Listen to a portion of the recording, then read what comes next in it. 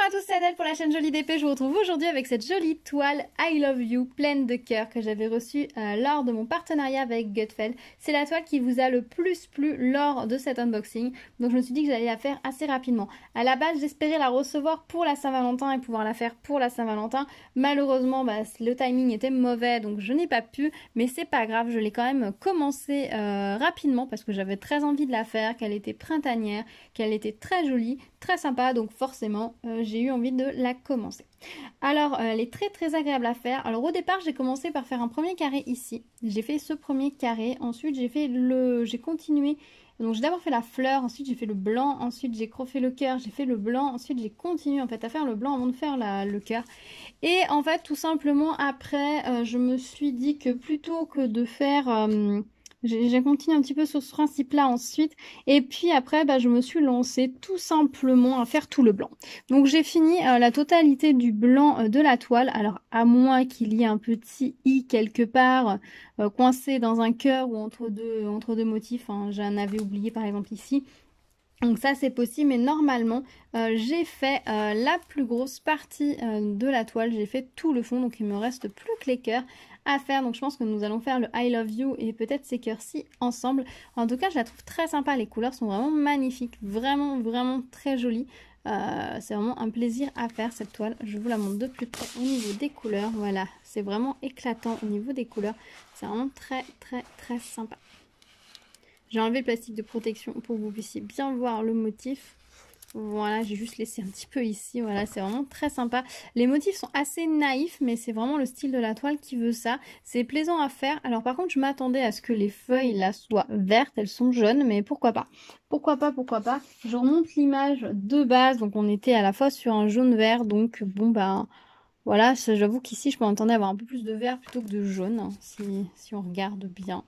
Là c'est vert et là c'est jaune, mais bon ça ne change rien. Après l'équilibre des couleurs, s'il est correct sur l'ensemble de la toile, et bien ça ira nickel. Après il y a 18 couleurs sur cette toile. C'est vrai qu'ils auraient pu en ajouter peut-être une ou deux pour arriver à une vingtaine de couleurs, mais visiblement 18 couleurs ça a l'air de plutôt fonctionner. Donc on va la continuer ensemble et nous pourrons voir ensemble ce que ça va donner. Donc je vous retrouve juste après pour mon avis final. À tout de suite.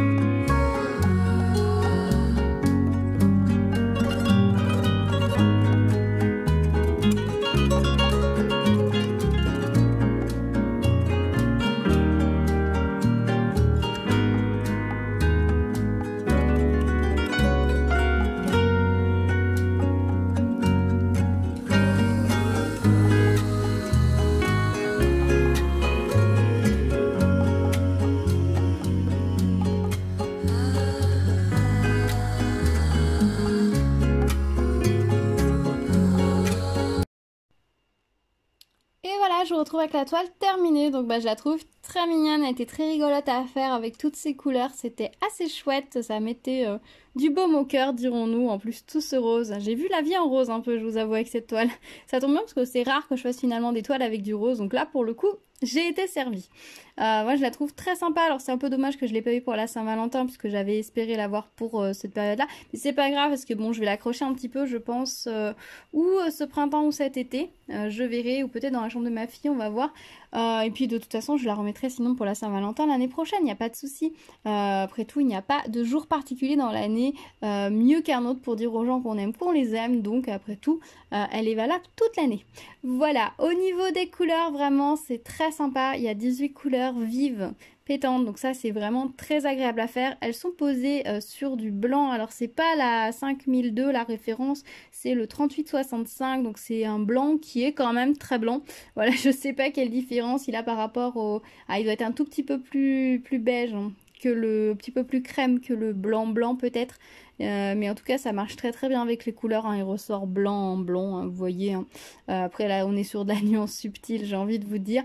Les autres couleurs étaient vraiment très jolies. Alors par contre je suis toujours un petit peu déroutée par le fait qu'il nous ait transformé le vert par exemple ici par du jaune ici, quoi. Voilà, quand on regarde certaines zones de la... Autant le cœur là on est bon, autant ce cœur ça marche, autant ce cœur on est bon, autant celui-là ça marche, mais autant bah là la feuille je sais pas. Et là je trouve que dans ce cœur là le motif était vraiment rouge et ils ont rajouté un petit peu trop de contraste. Ils auraient peut-être dû laisser vraiment plus basique. Ils ont rajouté peut-être un peu trop de contraste pour qu'on voit bien le motif de feuille. Là ça marche, là ça marche. La fleur elle est censée être verte, elle est jaune, bon bah pourquoi pas. Voilà, c'est un petit peu le seul regret que j'ai. Puis là ça aurait dû être violet plus foncé, c'est la même couleur que le cœur. Voilà, je pense qu'ils auraient pu ajouter, clairement il n'y a que 18 couleurs, ils en auraient rajouté 2 à 4 de plus, on aurait été pas mal quoi. Sur une 30 par 40, j'avoue que quand il y a 24 couleurs, on est quand même pas mal. On est mieux je trouve en termes de nuances et de couleurs. Là, les 18, c'est un peu juste. Je pense que par rapport à l'image de base, c'est un petit peu juste. Du coup, il y a voilà, certaines nuances qui passent à la trappe. Parce que là, clairement, cette fleur-là est bien censée être jaune. Elle est jaune. Celle-ci est censée être verte. Elle est jaune aussi, quoi. C'est un peu dommage. C'est un petit peu dommage, du coup, qu'on ait perdu ça en cours de route. Mais bon, c'est pas très grave, hein. La toile est quand même très jolie. C'est juste, là je le vois parce que j'ai l'image sous les yeux. C'est vrai qu'après quand vous éloignez complètement l'image, voilà, je n'ai plus l'image, je n'ai plus que la toile. Ben, ça vous gêne pas en fait, puisque vous savez pas qu'à la base qu'il était censé y avoir du vert par exemple à cet endroit là. Ça ne vous gêne pas, vous ne saviez pas. Voilà. Après c'est vrai que du coup le fait que il y ait ces différences de couleurs normalement sur le motif. Ici on avait pas mal de vert et il est en rappel ici. Du coup là on a des verts en haut mais on n'a pas trop de rappel en bas. Ça déséquilibre peut-être un tout petit peu la toile, c'est un petit peu dommage. Mais bon, c'est pas gênant, je la trouve quand même très jolie. Au niveau des diamants, ils étaient très beaux. Très agréable à poser. Par contre, je sais pas si c'est la toile qui est trop grande ou les diamants qui sont trop petits, mais il y a plein d'endroits où ça ne se touche pas. Voilà, par exemple ici, ça ne se touche pas. Ici, ça ne se touche pas non plus. Alors, c'est pas non plus dramatique, on va dire. Évidemment, ça donne tout à fait l'impression de se toucher quand je vous montre sur la toile, sur la caméra. Là, par exemple, dans le cœur, ça ne se touche pas ici. Vous voyez, c'est quand même pas... ça ne se touche pas partout. Donc clairement, si vous voulez un très joli résultat sur cette toile, oubliez le multiplesseur. Que ce soit pour le fond, pour les motifs, oubliez-le parce que vous allez décaler. Parce que les diamants, voilà, sont pas à touche-touche. Dans le jaune, on le voit aussi, hein, ça ne se touche pas. Alors ça se voit peut-être plus entre lignes d'ailleurs que... entre les lignes que... enfin, plus dans la... ouais. C'est plus comme ça que dans la verticale. Mais bon voilà, c'est clairement oublier le multiplesseur. Sinon les diamants en eux-mêmes sont par couleur très réguliers. Donc ça, il n'y a pas de souci de ce côté-là. Ils sont tous très beaux. J'ai pas eu plus de déchets que ça. Il y a peut-être une couleur ou deux où j'avais quelques microbilles. Mais vraiment 3 fois rien. Donc ça c'est pas gênant. Voilà, c'est juste oublier le multiplesseur pour le poser. Au niveau de la colle, ça collait très bien. Pas de souci de ce côté-là. C'était très agréable à poser. J'ai utilisé la cire qui était fournie dans le kit et pas de souci également. Donc ça, de ce côté-là, c'était nickel. Voilà, impeccable. J'ai envie de vous dire un petit kit qui va plutôt pas mal. Donc s'il vous plaît, n'hésitez pas. Franchement, c'était très agréable à faire. Je l'ai un petit peu fait traîner, j'avoue, parce qu'au final, je l'ai commencé le 2 mars et je l'ai terminé le 19 mars.